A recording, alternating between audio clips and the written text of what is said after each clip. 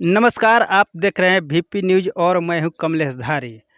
राष्ट्रमाता सावित्रीबाई फुले की जयंती को लेकर डेहरी ऑन सोन के विधायक फतेह बहादुर सिंह ने एक पोस्टर जो जारी किया है। उस पोस्टर में क्या है, सबसे पहले मैं आपको बता देना चाहता हूं कि उस पोस्टर में बहुजन महापुरुष के साथ साथ आरजेडी प्रमुख लालू प्रसाद यादव जी का फ़ोटो, माननीय तेजस्वी यादव जी का फ़ोटो और राबड़ी देवी जी का फ़ोटो भी लगा है। और उस बैनर पर लिखा हुआ है कि मंदिर का मतलब होता है मानसिक गुलामी का रास्ता और स्कूल का मतलब होता है जीवन में प्रकाश का रास्ता। इसी बात को लेकर के ज़्यादा बवाल हो चुका है, क्योंकि यह पोस्टर आरजेडी ऑफिस के बाहर पटना में लगाया गया है, जिससे बवाल हो गया है। और इस पर आरजेडी विधायक फतेह बहादुर सिंह ने क्या कहा है, जानते हैं कि आरजेडी विधायक ने फतेह बहादुर सिंह ने क्या कहा, तो सुनिए इस वीडियो में। मिटाने वाले लाइन में अगर मेरा सागा भाई भी आता है तो उसको हम मिटाने का काम करेंगे, तब भी जगदेव बाबू का सपना पूरा होगा।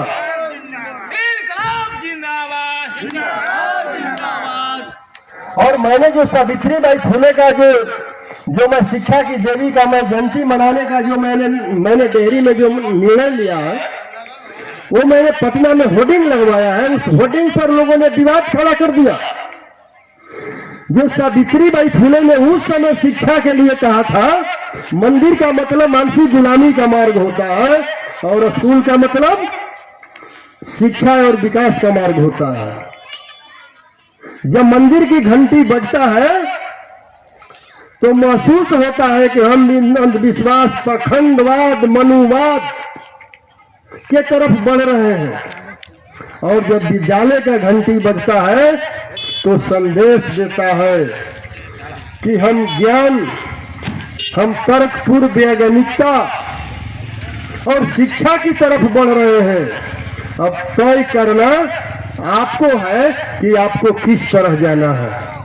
तो पूरे पटना में मनुवादियों, पत्रकारों और बीजेपी के लोगों ने इस पर हंगामा कर दिया कि विधायक जी ने मंदिर पर जो है हमला किया है। लेकिन मैं कहता हूं कि पूरे देश के मनुवादियों ने सावित्रीबाई फुले के स्लोगन को उंगली उठाकर, उस पर आवाज उठाकर, जो सावित्रीबाई फुले ने पूरे भारतवर्ष के महिलाओं में शिक्षा का ज्योति जगाने का काम किया और शिक्षित करने का काम किया, इन मनुवादियों ने पूरे भारतवर्ष के महिलाओं को अपमानित करने का काम किया। और आने वाला 24 के चुनाव में भारतवर्ष के बहुजन समाज के लोग और संपूर्ण महिलाएं सावित्रीबाई फुले पर उंगली उठाने वाले और सवाल उठाने वाले को धूल चटाने का काम करेंगे। यही संदेश मैं आपके बीच देने आया हूं, यही संदेश मैं आपके बीच देने आया हूं। और आपसे आग्रह भी मैं करने आया हूं कि 7 जनवरी को सावित्रीबाई फुले का जयंती डेहरी ऑन सोन में रखा गया है। जो शिक्षा की देवी है, अगर सावित्रीबाई फुले नहीं होती तो हमारी महिलाएं आज कुर्सी पर नहीं बैठी होती, क्योंकि उसी मनुस्मृति में लिखा हुआ है, जिस मनुस्मृति को ये लोग 24 चुनाव के बाद ये लोग लागू करना चाहते हैं कि महिलाओं और शूद्रों को शिक्षा प्राप्त करने का अधिकार नहीं है। और ये लोग बार बार मतलब हिंदू का बात करता है, हिंदू का बात करता है। मैं उससे पूछना चाहता हूं, जितने भी ग्रंथ है, किसी भी ग्रंथ में हिंदू शब्द का कहीं उच्चारण नहीं है। सभी ग्रंथों में हम बहुजन समाज के लोगों के लिए, हम पिछड़े और दलित समाज के लिए शूद्रों का जिक्र किया गया है। तो हम हिंदू कैसे हुए? हम हिंदू हुए जब किसी ग्रंथ में हिंदू का मतलब उच्चारण ही नहीं है, हिंदू कोई शब्द ही नहीं है, तो ये लोग गुमराह कर रहा है। इसके अलावा अयोध्या में मंदिर बनकर तैयार है। अयोध्या किसका है?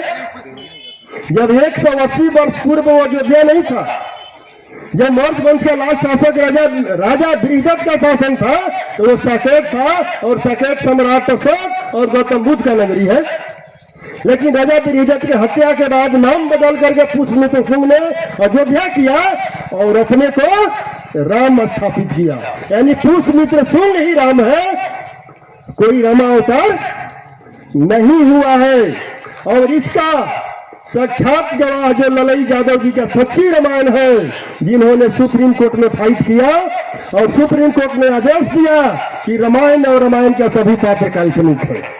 जब 1976 में सुप्रीम कोर्ट ने आदेश दे दिया और मान लिया कि रामायण और रामायण का सभी पात्र काल्पनिक है, तो अयोध्या में राम का मंदिर बनवा कर इन मनोवादियों ने हमारे देश के बहुजनों को कहां ले जाना चाहता है? ये लोग हमें देश के बहुजनों को ये लोग कहां ले जाना चाहता है? मनुवाद और अंधविश्वास में हमारे देश के बच्चों और बच्चियों को झोंकना चाहता है। और मैं अपने बहुजन समाज के बच्चे और बच्चियों के हाथों में कलम और किताब देना चाहता हूं। मैं कलम और किताब का बात करता हूं, और जब मैं कलम और किताब का बात करता हूं तो देश के मनुवादियों में खलबली मच जाता है और कहता है कि डेहरी विधायक फतेह बहादुर सिंह हिंदुओं के देवी देवताओं पर आस्था पर सवाल उठाते हैं। और मैं पूछता हूं, पूरे देश में पूरे प्लांट किया जा रहा है खबर को कि अयोध्या में प्राण प्रतिष्ठा 22 तारीख को होने वाला है। अगर सचमुच में राम है, भगवान है, तो आज प्राण डालने की जरूरत आज क्यों पड़ रहा है? इतना दिन से उनके अंदर में प्राण नहीं था क्या कि आज प्राण डालना पड़ रहा है?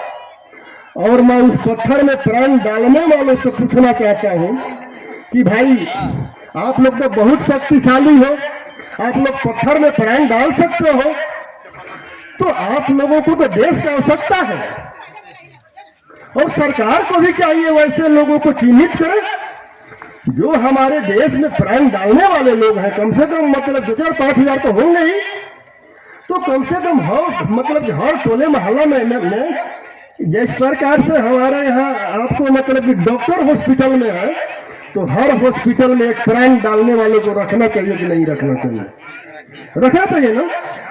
उसी प्रकार जो बॉर्डर पर जो हमारा सेना जो है, जो लड़ाई लड़ रहा है और दुश्मनों के हाथों जो शहीद हो जा रहा है, वहां भी हर बटालियन के साथ एक प्राण डालने वाले को रखना चाहिए कि नहीं रखना चाहिए?